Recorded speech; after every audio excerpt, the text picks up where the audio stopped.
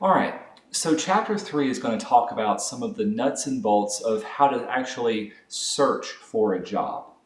And I hope you spent the first week doing a little bit of thinking about the kind of jobs that you want to do. Doing soul searching about not just the one job that you'll do forever, but an entire career that you want to wake up and do every day. Something that you love, something that no matter how hard it is, you'll keep coming back to again and again. Now, a lot of students do think that that first job that they do is going to be the same thing that they'll do for the rest of their life, and that they'll be stuck if they don't find that perfect first job. The truth of the matter is, most of the first things you'll do as a student tend to come from your friends and family. And there's nothing wrong with that. Friends and family know what you like to do, and they can give you good and simple feedback. But you don't want to spend a career getting just simple feedback and not being able to be pushed beyond your own limits. So I would actually encourage you to not take jobs or so many jobs from friends and family, unless your mom and dad own the company you want to work for, but to go out and find jobs in a market that is really challenging for you. Step out. You've got a good portfolio, and you should have a portfolio that you believe in that's your best work. You've got your resume, your skills, your education. You've got this whole suit of armor. Now you've got to show how brave you are and step into the real world and actually search for the jobs and push yourself to grow more as a professional. And so chapters 3 and 4 talk about some of the ways that you can start off by stepping in through the door, getting your foot in the door, jumping out and doing this. So how can you begin by finding a job? We live in a digital age, and so a lot of times the first jobs that you'll find can be found on the internet. It's very common nowadays for most businesses to put their job openings on their own company websites or other websites that will host jobs like monster.com or jobs.com or resume.com, whatever the name of it is. And then you go out and you can search them, or maybe you can even sign up for mailing lists of certain areas or certain jobs that you're interested in. And those are great ways of starting off. I remember meeting a graphic designer named David O'Hare. He lives on the West Coast. And he said when he graduated, he just wanted to work at home and do graphic design in his own home office. And so all of the jobs that he first started doing were things that he would find online, and he could work over the internet and just be able to send stuff in and work at home.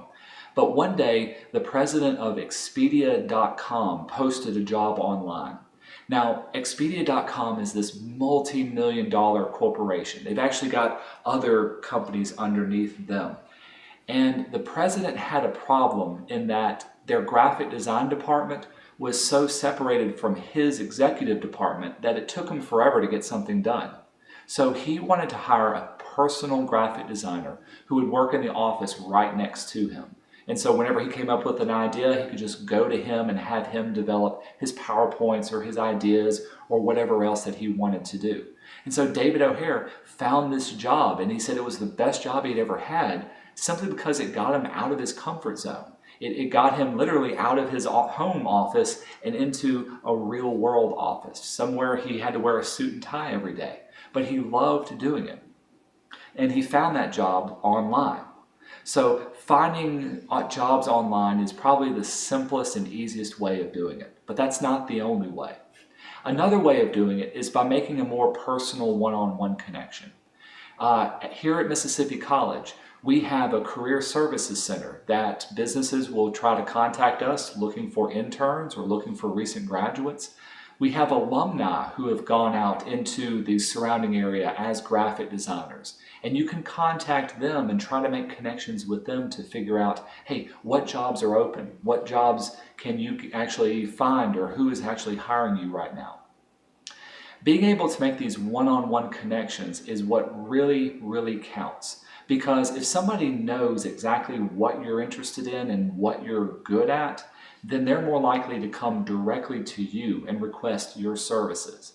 And you can't really do that online. Even posting your portfolio doesn't come close to making that one-on-one kind of connection. joining clubs like AIGA or the Graphic Arts Guild or the American Advertising Federation. All of those are ways of networking with other professionals who'll hire you and work with you. And so I would encourage you, even if you look online and have an online portfolio, to also continue to just press the flesh and get out there and shake hands and get your foot in the door with actual businesses. That is one way that will set you apart from the rest of your competition.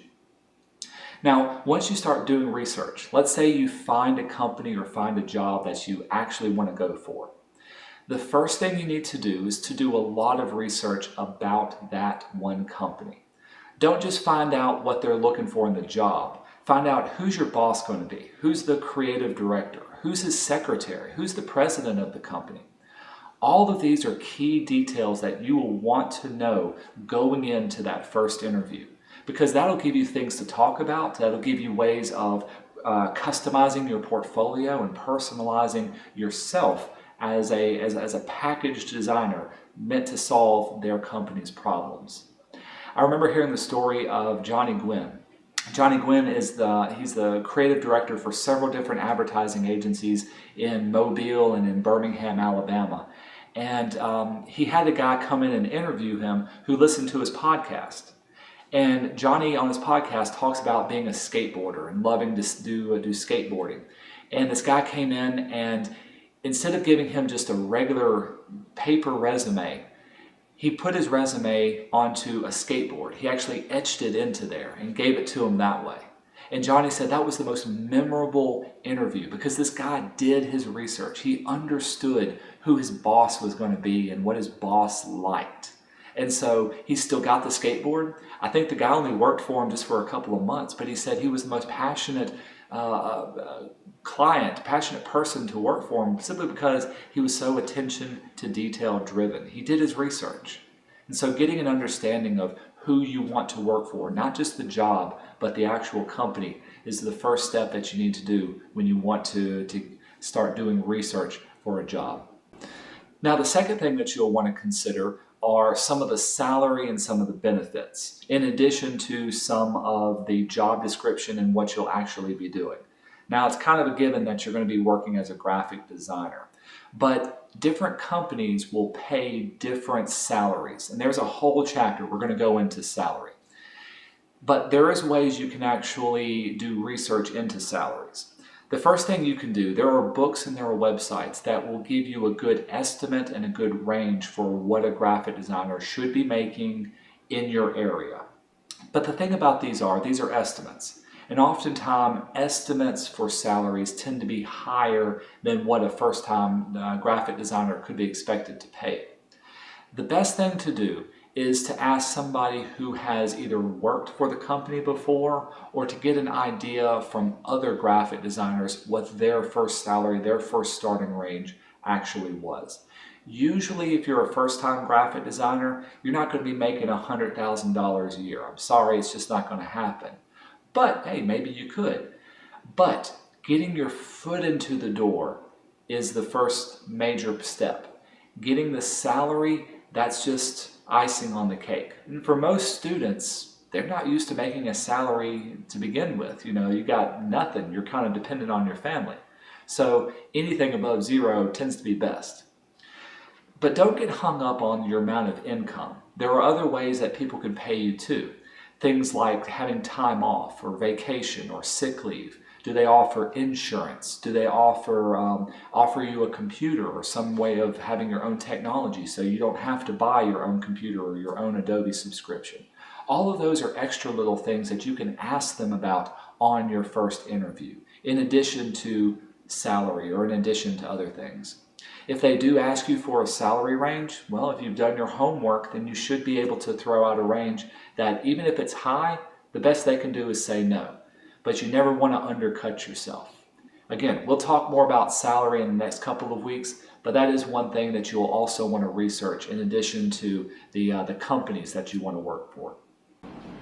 Now, Chapter 4 talks about professional correspondence. And the first kind of correspondence that usually you have with the business is your resume. And resumes come in two different flavors. You got your traditional black and white resume that lists out your objective and your education and your experiences and all your references. But then there's the artistic resume. And this takes it a little step beyond your traditional black and white. It adds a little bit of creativity to showcase what kind of graphic designer you are. And I highly recommend putting a little bit of personal flavor into your resume. If you don't have one already, build out a resume and then add color, add design, have it as a whole package to go along with your portfolio. There's lots of these you can find online, especially if you look up graphic designers' resumes. You can find great ones that'll make you stand out beyond all the other traditional resumes and also showcase who you are as a creative. Now, if we're talking about resumes, here's another personal tip. The most important part of a resume is your contact information. You always want to make sure your email address and your phone number are easy to find.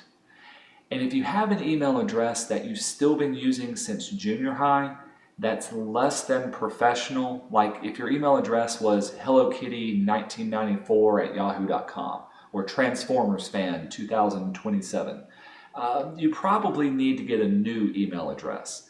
Get something that has your name in it or a creative title to it, something that you can only use for your professional career.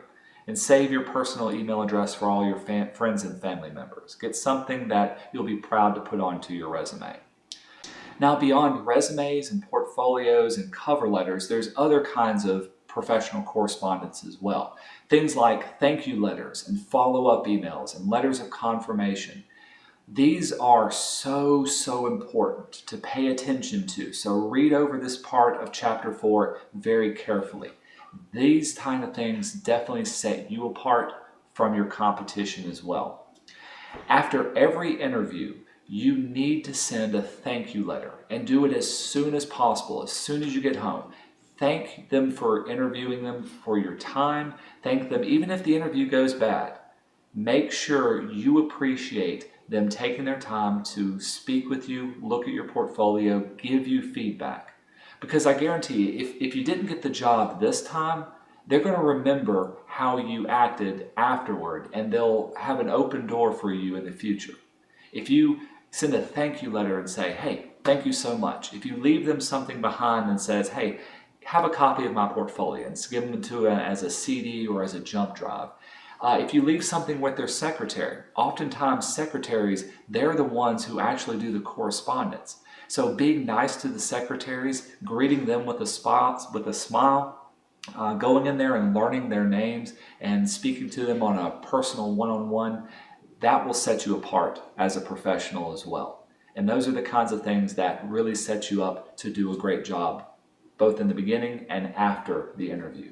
So thank you letters, letters of confirmation. If you do get a job, you definitely want to write back with them and say, hey, I want to confirm with you that I have this job and I definitely want to accept it. Or if you have to decline a job, let's say you got two different positions that are opening and you need to let another company know that you can't take the job. Well, you don't want to just leave them off the hook. You actually want to write emails or write a letter to someone letting them know that you are already taken and that you have a job lined up. Being able to connect with other companies isn't just something that you do in the research stage. It's once you get in there, you've got to be able to send letters and be able to connect with people. You got to say thank you. You got to say I'm sorry. You've got to say I want to be a part of a team player, even if you're not on their team right now. And that's what correspondence does. So pay close attention to this part of the chapter as well, because it's going to build on to the next part of the chapter when you actually go into that interview and you set yourself up and you want to present your personal self, your physical self to a company. And that's what we're going to talk about next week. So I'll see you then.